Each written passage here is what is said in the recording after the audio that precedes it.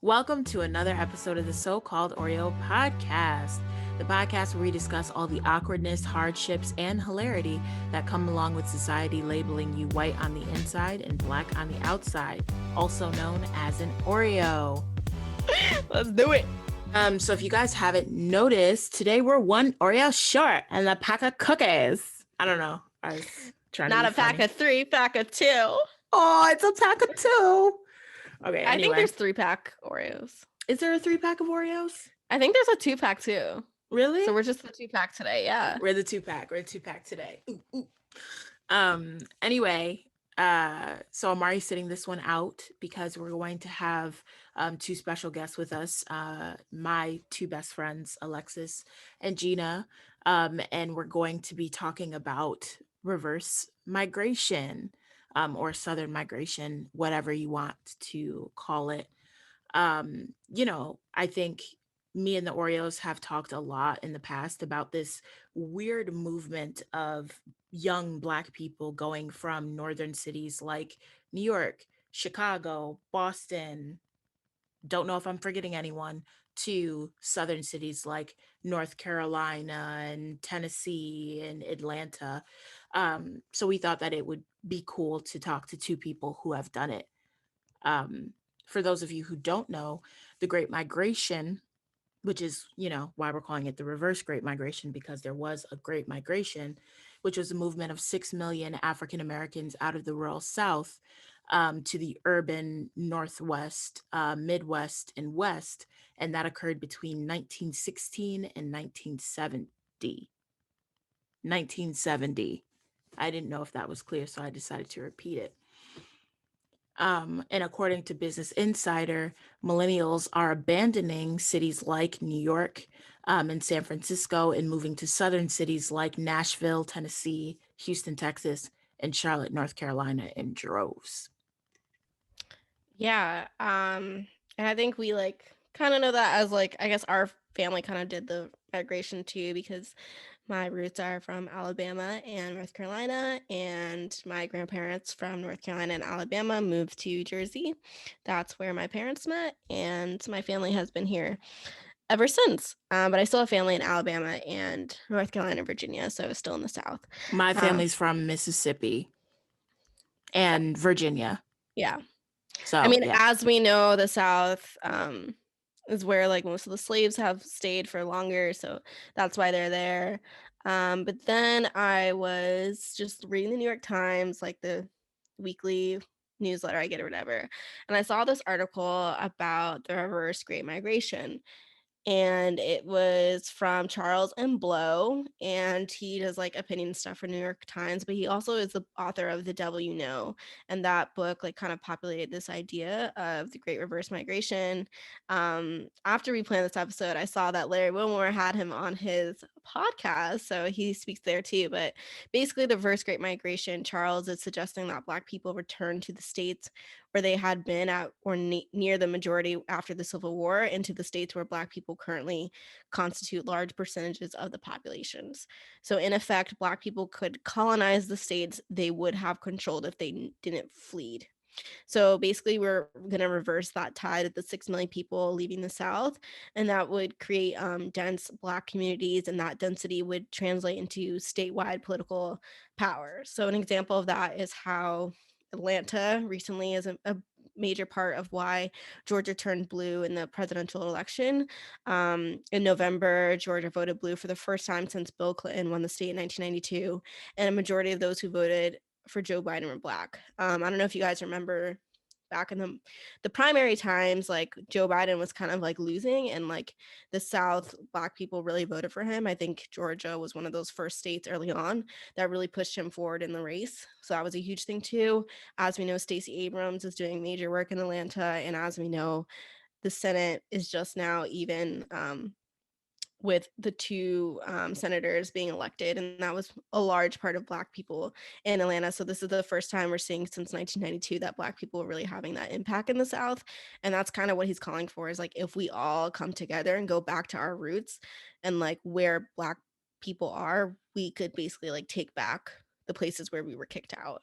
And I just want to touch on that because we all know moving is expensive and like it's psychologically taxing, and we're like moving away from like the homes and communities that we built. But he believes that these obstacles will be outweighed by the opportunity that's in the South. So that's one way to look at it.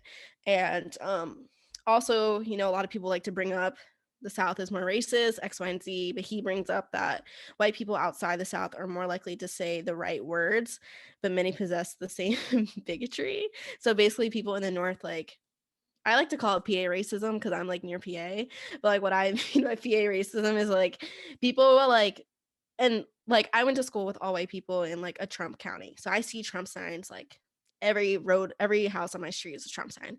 I'm used to this, whatever.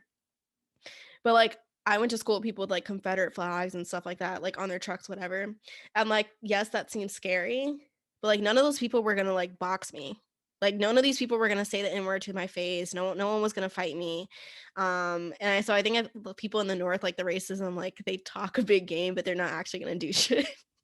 So like they are racist, but like they're really not about that life. Where like in the South, like maybe they're just more upfront. But like I'd rather you be upfront with me than like be some fake shit and do that white liberal fake ally stuff with the people in the North do have. And then the last thing I wanted to bring up was a lot of Black tech entrepreneurs are moving to the South. And I'm not sure if people are familiar with Tristan Walker, but he is the creator of Bevel and Form. And it's like a product for Black people because they were like getting like razor burns with like certain razors. So he created razors that wouldn't give them that effect. And I follow him on LinkedIn, and he always like posts about Black people bringing their businesses to Atlanta to get Black people like more jobs. So there's just a lot of good things happening with the reverse Great Migration, and we just wanted to talk to two people that we knew that moved down there from the North, and yeah, talk about the subject. Welcome, Alexis and Gena, to the So-Called Oreos podcast. Hey. Hey, y'all. I actually love that as I said that, your cat looked up. Like Benji was like, what? I love that. Ready. Yes. So can you guys tell us a little bit about yourself, where you're originally from, where you are now? And I don't know, maybe what you do, if you don't mind sharing how old you are. I'll leave that up to you. But go ahead, tell us about yourselves. Okay, I'm Lex, and this is my wife, Gena. I can introduce myself. Okay. Ooh, ooh. I was born in Alabama, in Birmingham, Alabama, actually. And then like most of my adult life, I spent in New York. And then we live out here in Atlanta now. It's been like a year and a half. Currently, I am a pet stylist by profession. Yeah. What about you? Okay, well, as y'all know, I'm Gena. Originally came from New Jersey, South Jersey. Obviously, there's nothing to do out there.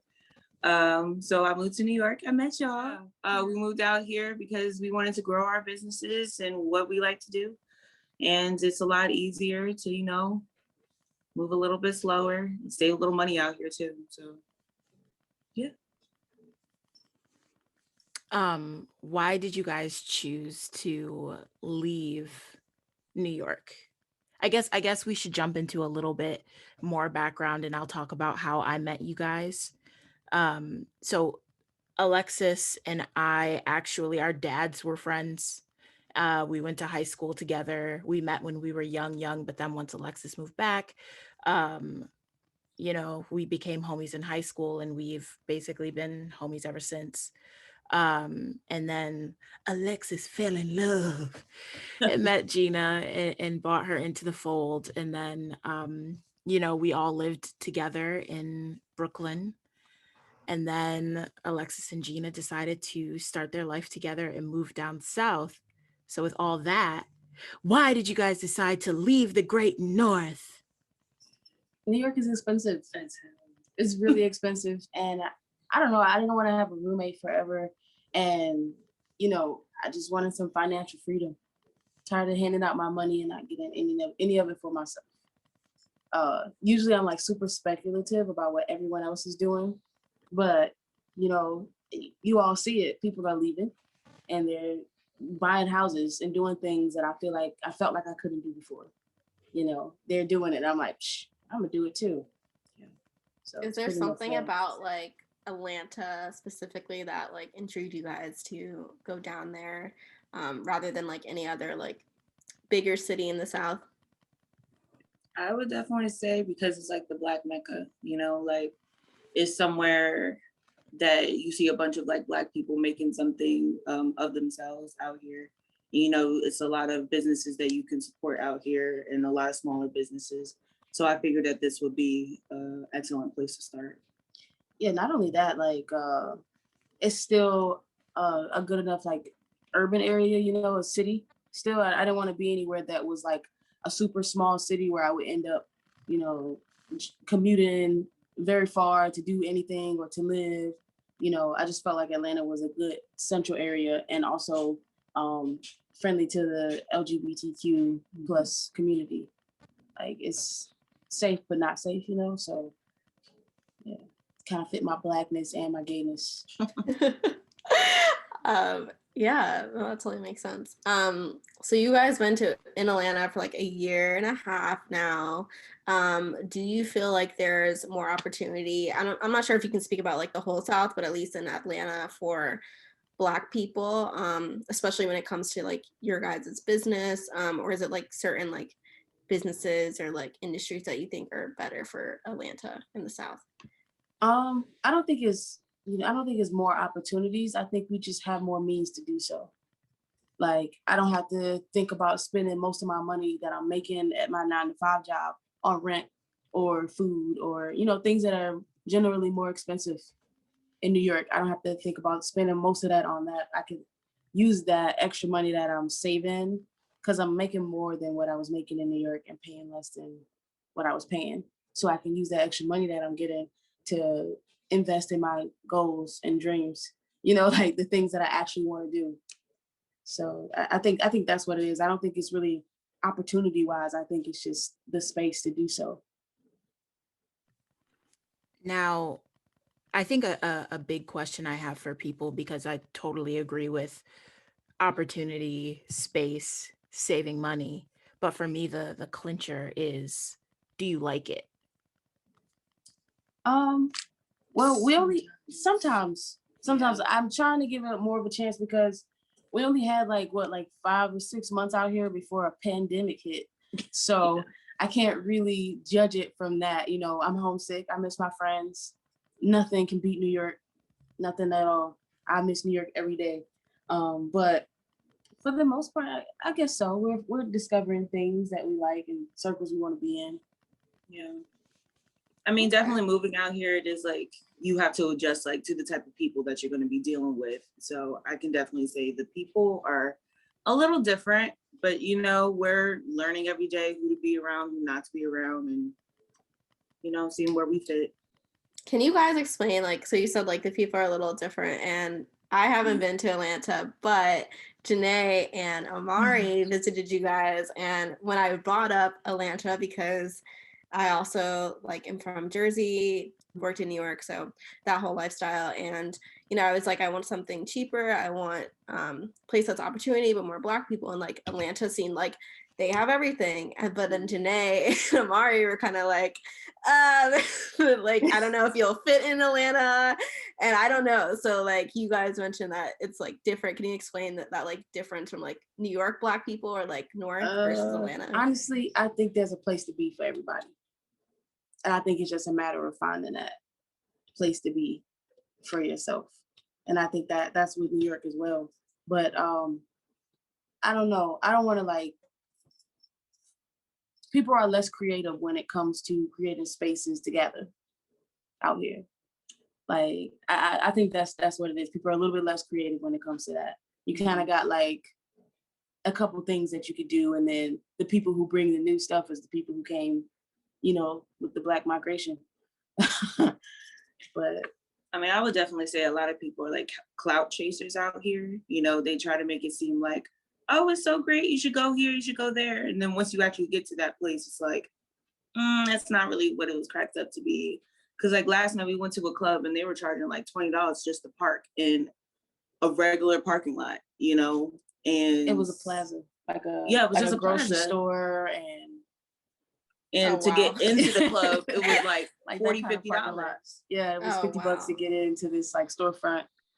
But Yeah. I think everywhere you go, there's gonna be the people who are actually living it, and then people who are not, and who Okay. are portraying it. So I think that's just it. Yeah, because I was like looking at a TikTok. I'm embarrassed to say that, but I was looking at TikTok and they were just like, there's one girl talking about how like Atlanta is like Black Hollywood, and like having that like I guess bougie stereotype, kind of like Gina mentioned, and like you see all the, at least I see all the memes on like about Clubhouse being people like from Atlanta who are like make 7 figures and stuff like that. But Yeah. like obviously that's a stereotype. I don't really know you guys live there, so that's not like why I wanted to ask like I the think it's true. difference. Okay. It's true, because you could be at in that same, like we went to so Atlanta's open and we've been outside. I go to work every day. It's kind of like I'm either gonna catch coronavirus at work or I'm gonna catch coronavirus living my life. Don't know, but it's open. So we went to this, with that being said, we went to this club that this guy invited us to that we met at the bowling alley. For everyone who doesn't know, this is how life with Alexis is. You go somewhere, you go to the grocery store, you're walking down the street, you're doing anything random as hell, and then suddenly, because she just has this aura, this energy, a random person is like, hey! And then next thing you know, you're in a deep conversation about random things, and then you're going somewhere, and then you're somewhere even more random. Okay, y'all. It wasn't that random. It was pretty random. We were sharing like a A lane. lane. Yeah. So they were right next to us and we were over there. We were like, oh, Black people, let's talk, So anyway, he invited us out and he's like the head of security or something at the club, the security chief. He called himself something, don't know. But and he just walks us in and we sit down and then I look over and boom, there's like Love and Hip Hop everybody, like Rich Dollars. I don't know the rest of their names. They're all there. And it's like, it's a regular occurrence out here. Like we were at another place. I don't know, I'm gonna whisper his name. Was Who? No, T.I. With T.I. was like, Oh, yeah, that nigga needs to be in jail though. Yeah, I know, right? This was before I knew all about all of those things. But he's like welcome, in and out. I'm just saying, like, you see a lot of people that, if you weren't in Atlanta, you would only see on social media and TV. But it's because they live here. And like I said, people aren't as creative when it comes to gathering spaces. So we're all doing the same things, whether we broke or we got 7 figures and we be on Clubhouse talking about being an entrepreneur. So I think that's like the Hollywood feel you get. Like you see all of these people out here just doing a everyday thing. I will definitely say that when I went to Atlanta for my birthday and we went to that one party that was like inside, outside, whatever. Yeah. And, it just seemed like at first a regular whoop-de-doop-de poetry night. And then it turned into, what was that group? It was like a popular group in the early 2000s. Like, the East Crime Side Mob. Boys You saw or- Crime Mob. Mob, the Shop Boys, Michael made it. Oh, she saw Shop Boys. Yeah. You didn't see Crime Shop Boys. No, I think that was. I don't know who it was. know. They had all of But they two did. popular songs in the early or mid 2000s that everyone knows. Mhm. The night seemed normal, and then next thing you know, they were all mobbing in there, and I was like, and then like someone had a boa constrictor, and like someone else had a bunny, and it was like some big ass what? dogs. Yeah, I don't know. It was Just it was random. super random and super weird, and I feel like that's just how like Atlanta is in general. But you had a good time. I had a good time. I had a great time, and You it was got a right new before nickname, Shea Butter. Shea Butter. Oh my god! And it was right before the pandemic popped off. It was it was weird. But something that we're very interested in is how you guys like being in the South as a gay couple. I mean, for viewers who haven't picked it up yet, you guys are gay, whatever. Yeah. Hello. So what's that been like being in the South? For the most part, well, to be in Atlanta in particular, everybody's gay. Yeah, I was about to say, because everyone has that stereotype of Atlanta having, I don't know, again, this is just me listening to other podcasts. It's true. Okay, because they Very. always say that the guys are like on the DL in Atlanta. Like that's a common I stereotype. thought that No was idea. DC. No, that's Atlanta. It's you have no clue. You don't even know who's straight or who's gay. But I Yeah. don't mind it. I like it that way. I Just like, mean- okay, baby. You know, but also like we have like very rare occurrences. Like when we first got out here, when we were with the Six Flags, and some girl was like, it was like coming up on Pride, and she like walked up to us like super ignorant, mad country, like just something. She's like, what they call that? What they call it? What they call them? And I'm like standing there like ignoring her, like I can't hear her. But I know she's like talking to me and trying to like, I don't know. She's calling me it, that, them, they. But I'm just like not looking at her like, okay. She can't even form like an intelligible sentence. And then her friend corrects her and she was like, them? You mean the LGBTQ plus community? Or are you talking about Pride? Yeah, it's Pride weekend. And I'm like, yeah, friend. But like, you know, like you have like occurrences like that. And then like kind of the same stuff in New York, I guess. Kind of the same. You know, Yeah. we're here. I feel like there's a lot more ignorance out here. Really? I haven't really had too much. We're here, we're queer. It's just a thing, I think. Yeah. I mean, I was gonna say I feel like New York always boasts being so diverse and open and stuff, but I honestly just feel like the North is more quiet about their racism and homophobia. Like it's Mhm. definitely there. It's not Mhm. it's not going anywhere. It's just people are a little better at hiding it than I feel like in the South, where they're just kind of like, I don't like you. It's like, Yeah. okay. Well, Yeah. Let's do it. thank you guys so much for tuning into this week's episode. You can talk to us on all social media at So-Called Oreos, and you can email us at socalledoreos@gmail.com with any questions or feedback. You can listen to us anywhere you get your podcast, and we would love if you could rate, subscribe, and leave a review. Also, we have merch. Buy that. We have a Patreon. I said a Matreon. A Patreon. Get that. Kia's wearing the Choose Black Women shirt right now. She's looking incredible. Incredible. All right, y'all. We out. Until next time. Bye. Bye.